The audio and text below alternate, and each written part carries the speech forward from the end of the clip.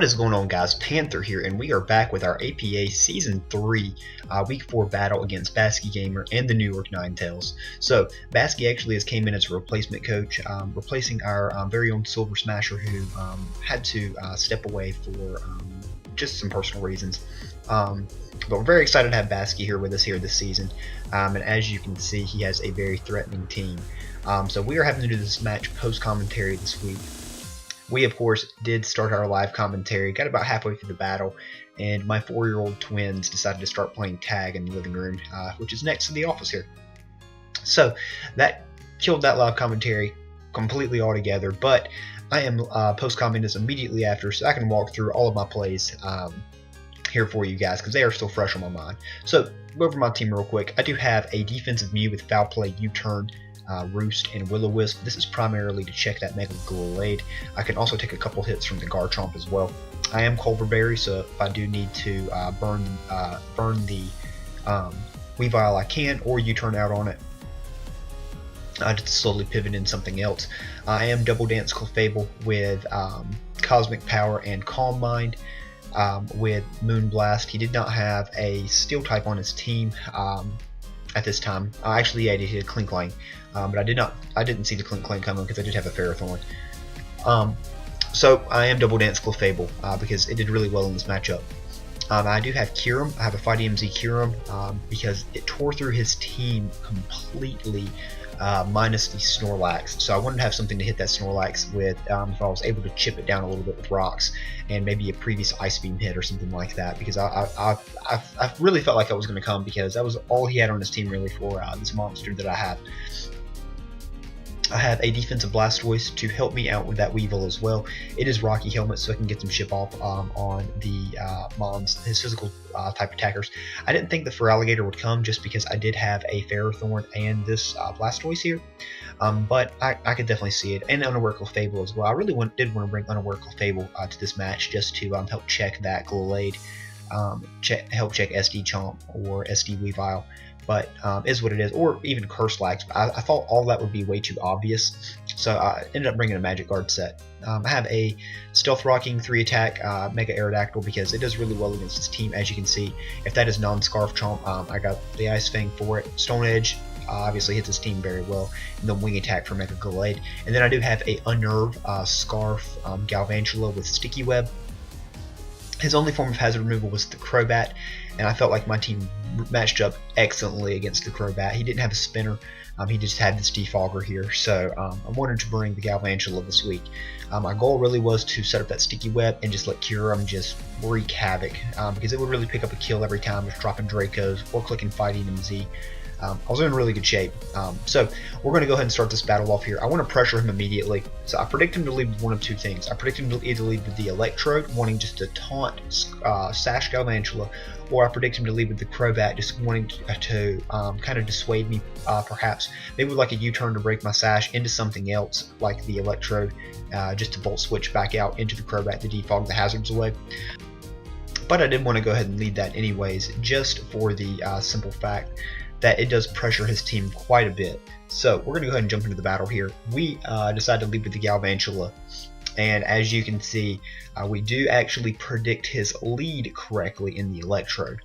So we predicted his lead correctly. We did not predict the absolute mind-blowing heat that he has brought here with the Electrode. I thought taunt. He's going to taunt me. He's going to taunt me. He thinks I'm Sash. He's going to taunt me. It's a great play. I just want to Volt Switch out. He's going to taunt me. But let's see if he has it. I'm just going to throw up the Sticky Web. This man brings Magic Code. First play in the APA, he bounces those Sticky Webs right back to me.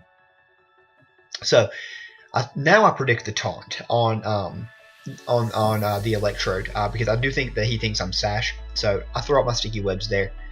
He did not Magic Code again, thankfully, and I'm able to even this out a little bit. And I do have a spinner. I do know that. I do not know if the Crobat has default because he has brought this. So I'm okay with that because I know I can get Blastoise in at some point and spin on this team. So I go out, I predict the Volt Switch here. I've only got one Mon that can take the Volt Switch in the Kyurem, but that kind of leaves me in a bad spot because he can just go right on out in Garchomp. But the thing is that if he brought in the Garchomp, that would kind of reveal to me that it's Scarfed because he is banking on my Kyurem not being Scarfed. So one of two things are about to happen here. So I go out, he goes into his Garchomp. I know if he stays in, he's Scarfed, because he's not going to risk his Garchomp turn 3 like this. If he switches out, he's trying to scout and see if I am Scarfed. So I go ahead and switch out. I go into my Clefable, predicting the Dragon type move just to knock me out. And he actually makes a very, very good play and goes for the Iron Head because it would hit Kyurem neutrally as well. So Kyurem would have tanked that, and I could have knocked out the Garchomp there. But he makes a very good play predicting the Clefable, knowing I would not want to risk him being Scarf Chomp. So very good play on Basky's part there. I don't want to stay in here and just, try to dance up on it. I think he does go for the Iron Head here. I just want to go out into Blastoise because I can get some chip damage off on it. And plus, I wasn't sold on him being Scarf quite yet. Maybe he could have been Yachi or something like that. Or potentially like Z or something to smack my Clefable with like the Corkscrew Crash. Anyways, he goes out in the Gator on my Blastoise, which I'm perfectly okay with. I get my spin off on Scarf Chomp because I'm really feeling like it is Scarf Garchomp at this point. So I get my spin off, and he goes for the D-Dance. So I do predict him to go for the D-Dance, and I just go ahead and roll him right on out. I don't want any part of D-Dance Gator. I'm not unaware Clefable. I don't think that he knows that at this point, but I know that I'm not, and that's good enough just to get that thing the heck up on out of here. So in comes the Weavile. This is the matchup that I want here, so I get it perfectly brought into me. He does not have a Scald switch in. There's no reason for me not to fire off a Scald, and I did think that there was a good chance of him staying in and just knocking off my Rocky Helmet here. So I fire off the Scald.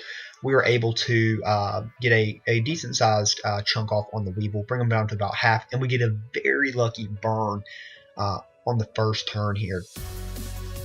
So extremely, extremely lucky there for us to pick up the burn on this thing. This thing wouldn't have been able to touch Blastoise, but it kind of just neuters that thing at this point. It's no longer a threat, basically. So he makes the switch out into Crobat as I go into my Clefable. So good play on his part. I don't know if he predicted that, but I wanted to get my Clefable in because I wanted to try to start setting up with it. So I did not know what he was going to go for here at this point, but I don't want to catch a Sludge Bomb or anything like that, or the Cross Poison. I didn't know if he was special or physical at this point. He just defogs and gets rid of his sticky web, so very good play on his part. But I do get Arrow in for free, and I can immediately pressure his team. But I do choose to get Stealth Rocks up because it's going to pressure that Crobat more, coming in continually, because my goal is to still get sticky web up and to start pressuring his team with Kyurem. Because if he wants to bring in Crobat to defog these away again with Kyurem in, Kyurem can just knock it out with the Ice Beam, and then I can go again and try to set up my sticky webs. So anyways, I've got him in now. I could definitely, I think he was sacking off the Weavile at this point to the move. But it's a very safe play for him just to go for what he goes for here in his Z move. Because again, the Steel type move is going to hit my Aerodactyl, and it's going to hit my Clefable super effectively.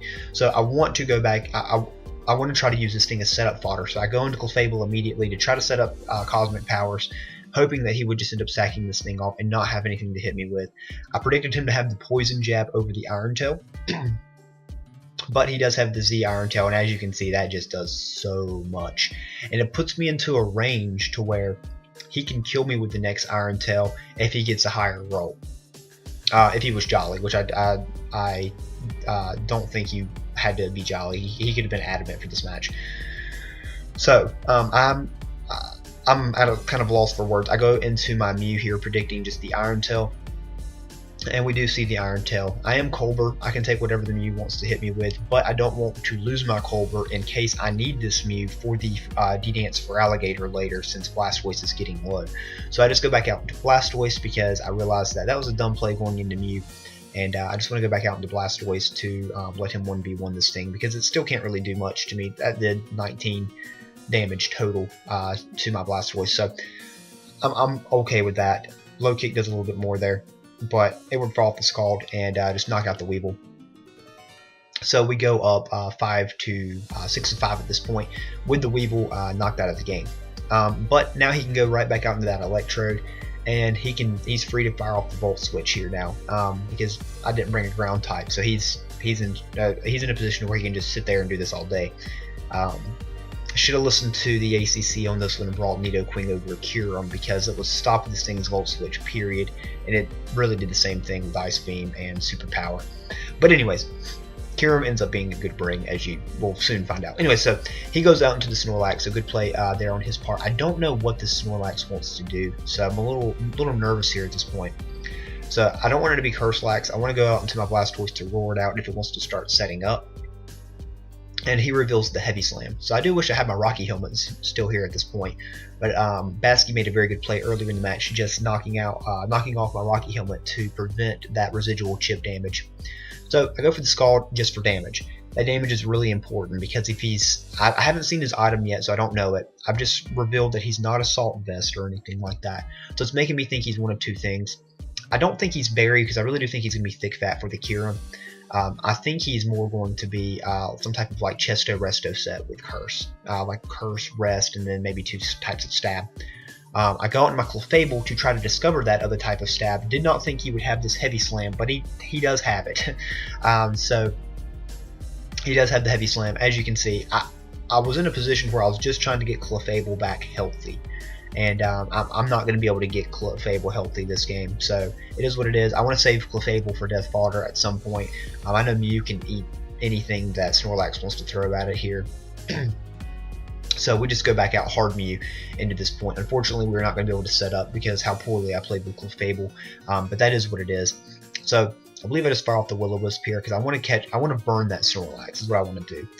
If he is Cursed, if he is Rest, I want to discover that. I want to force him to start cursing and then resting. I want to see what he is, because that's going to be really important for me, because this thing is incredibly hard for my team to beat without a fighting type or without a strong physical attacker. So we get the burn off on the Electrode. No, he's probably going to... I predict the taunt here actually on my Mew to prevent me from roosting up. He makes a good play and goes ahead and pivots right back out into the Garchomp, I do believe, as you can see. And he goes right back out into Sharknado the Garchomp, and he's going to be able to try to claim a kill here. So I do think he's going to go for the Dragon move here, I do believe. And I go out into the Clefable because this is my last ditch effort. He really has no reason to. He is safe to Iron Head here, and he does just that and knocks out the Clefable. So Basky's really just playing me really, really well here at this point, and he's really in control at this point in the game. So I go out into my Galvantula here. I know I need to get initiative. So he's not going to stay in. He knows I'm Scarf at this point because I outsped his Electrode. So I make a risky play. He's locked into Iron Head. He's not going to stay in anyways. But I don't know he's Scarf confirmed. That kind of confirms it for me that he's Scarf there. I'm going to go ahead and Volt Switch right on out and predict that. I figured he would probably go into this thing and try to sack it off in case I Sticky Webbed. But able to do just that and go out into my Kyurem, which is just a huge threat for his team. So he taunts me just to stop a sub or a roost or anything like that, so good play on his part. And I don't think he had anything else that really wanted to take this Ice Beam, so I think he's realized it's Electrode's time to be sacked off here. And Kyurem makes this an even game for us again at 4-4. Now Basky makes, I'm not sure what he predicted here. I think he thought I was Scarf, by the way. I was playing Kyurem, but I have a very good chance to knock this guy out with my my modest Kyurem here at this point, and we just drop a Draco on the Feraligatr and blow it away completely. So the Feraligatr is going, and now we are in excellent shape. So he goes hard Snorlax here. And I'm thinking in my head, I'm like, okay, this thing is most likely going to be some type of Curse Rest set with a Chesto Berry. I still don't know the set. I'm sure I will discover it in his video that is coming up. But I go hard Mew just to take whatever attack he wants to throw out at me. But it's really important that I keep Mew healthy. So I want to go ahead and Soft Boiled up, because at this point, without my Clefable, without my Blastoise, it is my last defensive check. The only thing that can take a hit from the Garchomp. So I need it as healthy as possible. I know I run a huge chance of getting paralyzed here, but if that is the case, he is going to get paralyzed as well. And I'm okay with that. My goal is to get as healthy as possible and U-turn out into my Kyurem to knock this thing out with the Fight EMZ. So I'm just trying to get to a good amount of health to take a hit from that Garchomp, to do a little bit of chip damage with Foul Play if need be, so my Galvantula can pick it off. So This is the play the turn where I go to U-turn for U-turn since he got full parried. If he was max Spadef, that U-turn was going to put him 100% in range of my Z move no matter what, and we actually do discover his set here, and he goes for the curse. So very, very scary here. But with him going for curse over potential rest or something like that at this point, I'm in very good shape because I'm not paralyzed. I can fire off my Z move for free here. He's not going to go Crobat on this thing. He could go Garchomp, but it's going to take a lot of damage from this. But if he chooses to stay in with Snorlax, this is going to straight knock it out. So we fire out off the all-out pummeling, and you can see that the Snorlax just has no chance of living, not unless it was like max Spadef Choppel could have potentially lived, but with it being paralyzed, ran the risk of not getting its rest off. So we knock out the Kyurem. We are -2 now, and he is free to go out to the Garchomp, but we are in pretty good shape here at this point. So he takes that little bit of Stealth Rock chip damage. I want you guys to realize how important that little bit of chip damage was, because that puts him 100% in range of my Galvantula's HP Ice at this point. So I want to stack off Kyurem, I want to go out into my Galvantula, and I want to try to clean this game up. But those rocks really came in handy, because it gave me that chip I needed on Snorlax, and it gave me that chip I needed on Garchomp for Galvantula to do what it needed to do. Galvantula is not that strong with its 97 base special attack, but it's able to come in here, hit this thing with that HP Ice, and claim the kill on this thing, which was very huge. So we knock out the Garchomp, Galvantula claims the kill. He's down to his last Mon here in the Crobat. I don't want to play, I'm locked into HP Ice here. I know this thing can't really hit my Mega Aerodactyl at all. I go hard Mega Aerodactyl, and I'm thinking in my head, if he gets a burn here, he could potentially stall me out. So he actually makes a good play going for the Heat Wave there. I don't know if he was fishing for a burn, predicting the Aerodactyl or not, but I go into my Aerodactyl. Misses Stone Edge, but that is what it is. It's Stone Edge. He gets the poison, and now I'm kind of thinking like, man, if I miss enough Stone Edges, I'm in some trouble here, potentially. So I go for the Stone Edge here again, because it will 100% knock him out. I do have the Ice Fang, but it does 70%. He can potentially restall me. We connect with the second Stone Edge. We knock out Crobat, and we pick up a 3-0 win over Basky here in Week 4. So great game to Basky, guys. He, as you can see, he really controlled the first, I don't know, 15 turns or so of the battle. It was a very good match. Very good prep on Basky's part with the Magic Coat. With that Electrode, being able to pivot around on my team like that. I mean, it was just extremely good prep on his part. A very well played match. So very excited to have Basky in the league. I think he's going to do some great things there in his division, because there's still a lot of games left to play. But definitely be sure to check out his channel. It's in the link in my description down below.